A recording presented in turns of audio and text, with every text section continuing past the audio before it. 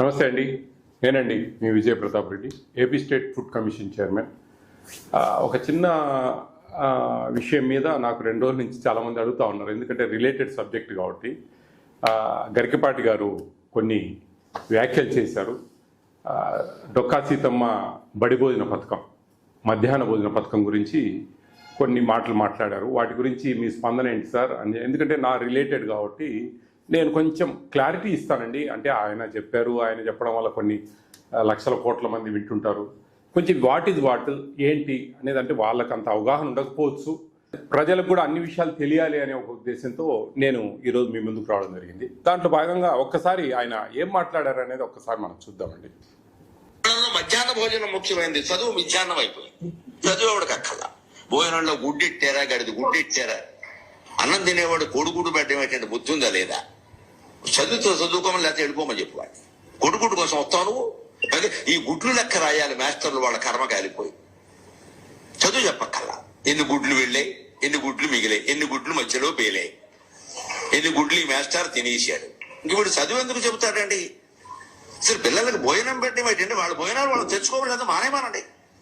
అంటే పిల్లలకు భోజనం పెట్టి పుస్తకాలు ఇచ్చి యూనిఫార్మ్ ఇన్ని ఇస్తే వాడు చదువుతాడా? శోభనం పెళ్లి కొడుకు కూడా మంచం ఎక్కువ కూర్చుంటాడు. ఎందుకు చదువుతాడు వాడు? విద్యార్థికి ఎన్ని సౌకర్యాలా అవసరమా? చదువు రావట్లేదు ఎవరికి, భోజనాలే వస్తున్నాయి. పైగా అందులో బల్లి పడింది, పిల్లి పడింది, పడదా?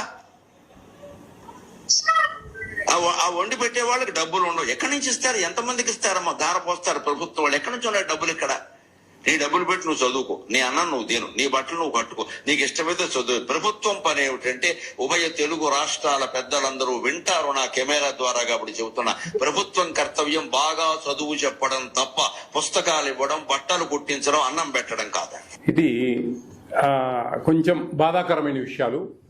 ఎందుకంటే ఈ మిడ్ డే మీల్స్ అనేది పేద పిల్లల హక్కు. మనము జనరల్గా ఆలోచిస్తే ఇది ఒక ఫ్యాషన్, అదొక లగ్జరీ కాదండి. పిల్లలు పెట్టే భోజనం ఒక లగ్జరీ కాదు, అది వాళ్ళ జన్మ హక్కు. ఆ విధంగా మనకు ప్రభుత్వాలు, సుప్రీంకోర్టు దాని మీద మనకు చెప్పడం జరిగింది. దీంట్లో ముఖ్యంగా దాదాపు 1960లో తమిళనాడులో ఈ మధ్యాహ్న భోజన పథకాన్ని అప్పటి ముఖ్యమంత్రి వర్యులు కుమారస్వామి కామరాజ్ గారు ఆయన ప్రారంభించడం జరిగింది. దాని తర్వాత 1996లో మొత్తం ఇండియా అంతా ఇంప్లిమెంటేషన్ చేశారు. అప్పుడు 1 to 5th వరకు మాత్రమే మధ్యాహ్న భోజనం ఇచ్చేవాళ్ళు. 2003లో పూర్తి స్థాయిలో 10th క్లాస్ వరకు, ఫస్ట్ క్లాస్ నుంచి ఈ మధ్యాహ్న భోజన పథకం అనేది అమలు చేస్తున్నారు. దీంట్లో ముఖ్యంగా ఒకటి గమనించాలండి అందరూ కూడా. దీంట్లో ఆర్టికల్ 21 రైట్ ఆఫ్ లైఫ్ అని మన రాజ్యాంగంలో ఒకటి ఉందండి. దీనికి సపోర్ట్ చేస్తూ సుప్రీంకోర్టు చెప్పిన మాటలు కూడా దీంట్లో మిళితమై ఉన్నాయి. అదేమిటంటే, జీవితం అంటే కేవలం బ్రతకడం కాదండి, గౌరవంగా బ్రతకడం, ఆరోగ్యకరమైన పోషకాహారం, కనీస జీవన ప్రమాణాలు అందులో భాగంగా ఉంటాయి. అంటే ప్రభుత్వం జనానికి రేషన్ ఇవ్వటం, పిల్లలకు పౌష్టికాహారం అందివ్వటం దానమో దయో అలాంటివి కాదండి, అది వాళ్ళ హక్కు. భారతదేశంలో పుట్టినందుకు మనకు అది ఒక హక్కుగా పరిగణించారు. ఆరోగ్యంగా జీవించే హక్కు, రైట్ ఆఫ్ ఎడ్యుకేషన్ యాక్ట్ అని ఇంకోటి ఉంది దీంట్లో. విద్య అంటే కేవలం పుస్తకాలు కాదండి, పుస్తకాలు మాత్రమే కాదు, దీంట్లో చాలా మిళితమై ఉన్నాయి. పిల్లాడు క్లాసులో కూర్చునే ప్రతి స్థితి కూడా, ఒక పక్క కడుపు కాలుతుంటే మధ్యాహ్న భోజనం లేకుండా విద్య హక్కు నెరవేరదండి. దాంట్లో చాలా ఇబ్బంది వస్తుంది. స్కూలు పిల్లలకు మధ్యాహ్న భోజనం ఇవ్వడం ఒక చట్టబద్ధ హక్కు. ఇక్కడ ఇవ్వచ్చు అనడం లేదు, ఇవ్వాలి అంటోంది చట్టం. 2001లో సుప్రీంకోర్టు ఆఫ్ ఇండియా ఒక కీలక ఆదేశం ఇచ్చింది. పిల్లలకు డ్రై రేషన్ కాదు, వండిన భోజనం ఇవ్వాలి. ఈ తీర్పుతో మిడ్ డే మీల్ స్కీమ్ దేశవ్యాప్తంగా ఒక బలమైన హక్కుగా మారింది. ఇదేదో రాజకీయ నిర్ణయం కాదండి, ఇది న్యాయ వ్యవస్థ బలపరిచిన హక్కు. అది గమనించాలి ప్రతి ఒక్కరు కూడా. అది కాకుండా ఇలా మాట్లాడడం అనేది కొంచెం ఆయన విఘ్నత, ఆయనకు పూర్తి స్థాయిలో తెలియకపోయి ఉండొచ్చు. ఇదే గుడ్లు పెడతా ఉన్నారు. గుడ్లు అనేది పౌష్టికాహారం అండి, పిల్లలు బాగా సంతోషంగా భోంచేసి రావాలనేది. దీంట్లో కొన్ని లెక్కలు ఉన్నాయండి. ఇది కేంద్ర రాష్ట్ర ప్రభుత్వాలు మిళితంగా ఇస్తున్న మధ్యాహ్న బడి భోజన పథకం. National food security act implementation అనేది ఒక కమిషన్ నియమించారు. మేము కూడా ఈ మధ్యాహ్న భోజనం గురించి అవేర్నెస్ చేస్తున్నాము, సక్రమంగా జరగాలి అనే దీంట్లో primary, upper primary, high school, junior colleges దాదాపు 43,701 ఇన్ని ఇన్స్టిట్యూషన్స్లో మనము మిడ్ డే మీల్స్ ఇస్తున్నాం. దాదాపు 31,42,706 మంది భోజనం చేస్తూ ఉన్నారు. దీంట్లో మనకు 60% షేర్ అనేది సెంట్రల్ గవర్నమెంట్ ఇస్తుంది. తర్వాత స్టేట్ గవర్నమెంట్ 40%గా దీన్ని అక్కడి నుంచి వస్తాయండి అన్నీ కూడా, దానికి సంబంధించిన డబ్బులు అవన్నీ కూడా. ఆ లెక్కలన్నీ మీకు చూపిస్తా ఉన్నా. దీంట్లో ముఖ్యంగా 1 to 5th లోపు పిల్లలకు ప్రభుత్వము ₹6.78 కర్రీ చేసినందుకు, 6th to ఇంటర్మీడియట్ పిల్లలకు ₹10.17 కేటాయించారు. దాంట్లో 60% సెంట్రల్ గవర్నమెంట్, 40% స్టేట్ గవర్నమెంట్ షేర్లో వస్తుంది. వంట వాళ్ళ జీతాలు అవి సెంట్రల్ గవర్నమెంట్, స్టేట్ గవర్నమెంట్ షేర్లో ఇస్తుంది. రైస్ ఉచితంగా వెళ్తాయి. ఎగ్స్, చిక్కీస్ ప్లస్ రాగి మాల్ట్కు సంబంధించి, రాగి మాల్ట్ అండి ఇది సత్యసాయి ట్రస్ట్ వాళ్ళు 50% వాళ్ళు, 50% స్టేట్ గవర్నమెంట్ పెట్టుకుంటా ఉంది. రాగి మాల్ట్ బెల్లానికి, జాగ్రీకి, ఇది గమనించాలి అందరూ కూడా. సత్యసాయి ట్రస్ట్ పుట్టపర్తికి సంబంధించిన వాళ్ళు దీన్ని పార్టిషన్గా మన ఏపీ స్టేట్లో గత ప్రభుత్వం నుంచి ఈ విధంగా ఏర్పాటు చేయడం జరిగింది. ఇది ఈ విధంగా ఉంటాయండి షేర్స్. ఆ విధంగా మనకు లెక్కాచారాలన్నీ ఉన్నాయి క్లియర్గా. ఇవన్నీ గమనించాలి అందరూ కూడా. ఏదో దానమో ధర్మమో భిక్షమో పెట్టట్లేదండి. ఈ భారతదేశంలో పుట్టినందుకు ఒక హక్కు. దీనివల్ల పిల్లలు మంచిగా స్కూల్కి రావాలి, మంచిగా చదువుకోవాలి. మధ్యాహ్నం అనేది ఇంటి దగ్గర ఆ తల్లి పొద్దున 8 కల్లా తయారు చేసి పంపించాలంటే అది మెత్తబడిపోతుంది మధ్యాహ్నానికి. తర్వాత అవి మెత్తబడిపోయిన తర్వాత ఆ చీమలు పట్టడము, లేదా కోతులు తెగపోవడము, వాటికి ఇదంతా ఇది పెట్టడం వల్ల ఆ తల్లికి కూడా భారం తగ్గుతుంది. మంచిగా పిల్లలను పొద్దున్నే తయారు చేసి పంపిస్తుంది. వీళ్ళకు మంచి డైలీ 5 రోజులు 5 ఎగ్స్, సాటర్డే ఒక స్వీట్ పొంగల్ ఇస్తారు. ఆ ఎగ్స్ తినడం వల్ల పిల్లలు కొంచెం ఎదిగే పిల్లలండి, ఆరోగ్యంగా ఉండాలి. పేద పిల్లలండి, మనకేమి పేద పిల్లలకి ఇస్తున్న దాన్ని కూడా మనము డబ్బులతో లెక్కాచారాలు వేస్తూ ఉన్నామంటే కొంచెం అర్థం చేసుకోవాలా. ఇది నాకైతే కొంచెం బాధించింది నా మనసు. ఎందుకంటే నేను ఇంత అవేర్ చేసి ఇంత తిరిగి కరెక్ట్గా పెట్టాలా అని చెప్పేసి మేము న్యాయబద్ధంగా ఫుడ్ సెక్యూరిటీ యాక్ట్ అనేది ఎలా దీంట్లో చాలా సిస్టమ్ ఉంటుంది. ఒక బాయిల్డ్ ఎగ్ ఇవ్వలేదు, లేదా ఒక పూట భోజనం పెట్టలేదు ఒక స్టూడెంట్కు, అర్హత కలిగిన పిల్లవాడికి అంటే వాళ్ళు మాకు ఒక పిటిషన్, ఒక లెటర్ పెడితే కనుక 125% ఫైన్ వేస్తుంది ఏపీ స్టేట్ ఫుడ్ కమిషన్.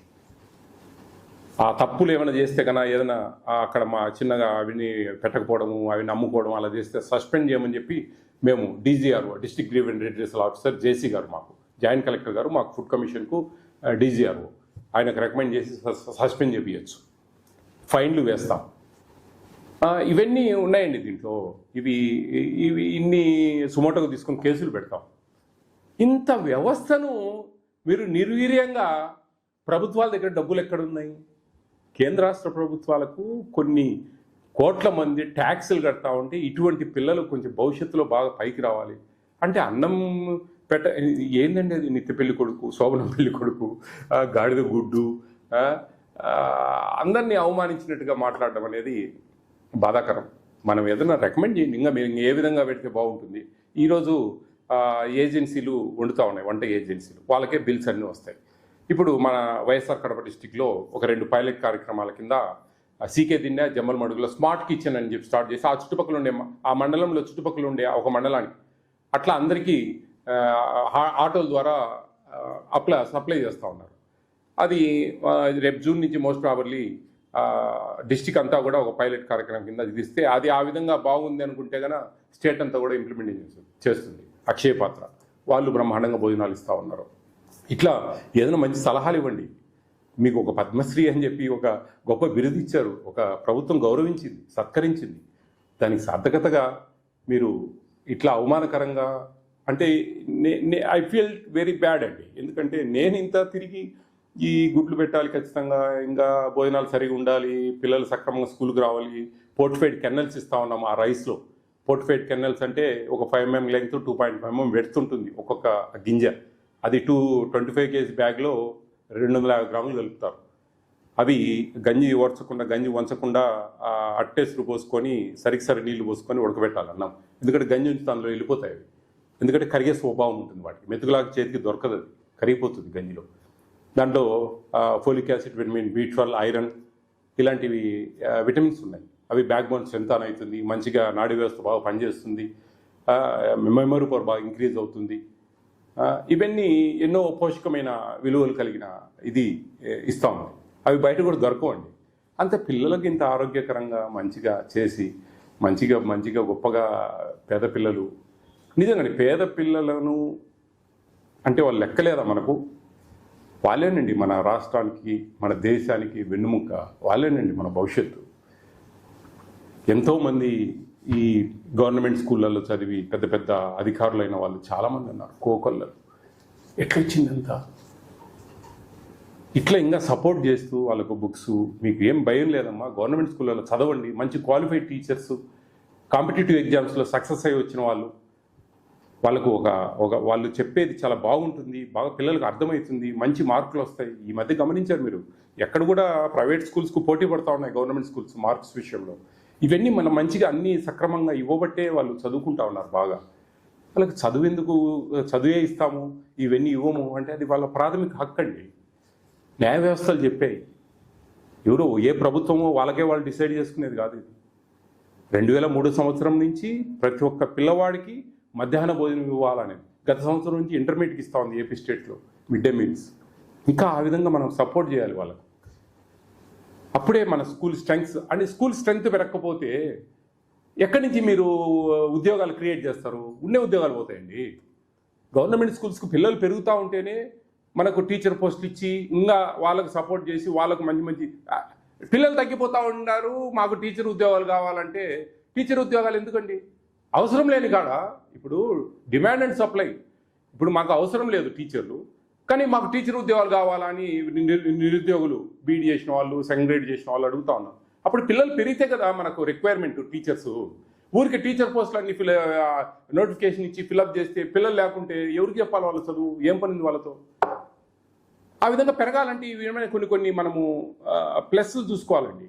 బట్టలు ఇవ్వడము, షూస్ ఇవ్వడము, మంచిగా వాళ్ళకి మంచి భోజనాలు ఇవ్వడము, బుక్స్ ఇవ్వడము, ఇలాంటివన్నీ కూడా కొన్ని చేయగలిగితే వాళ్ళని మనం రాబట్టుకుంటాం పిల్లల్ని. అరే మాకు వాళ్ళకు ధైర్యం ఉంటుంది, ఒక భరోసా ఉంటుంది, మంచి చదువులు వస్తే మంచి భోజనాలు పెడుతున్నారు, అన్నీ మాకు ఉచితంగా ఇస్తూ ఉన్నారు కదా అనే ఉద్దేశం. అట్లా ప్రభుత్వం దగ్గర డబ్బులు లేవని ప్రభుత్వాన్ని అవమానకరంగా, పేద పిల్లలకు పెట్టే భోజనాల మీద మనం కొన్ని అవమానకరంగా మాట్లాడడం అనేది మీ విజ్ఞత అండి.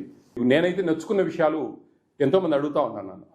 నా మనస్సులోని మాటలు నేను చెప్పగలిగాను. ఏంటి what is mid day meals అనేది తెలుసుకుంటారని. థ్యాంక్ యూ అన్నాడు.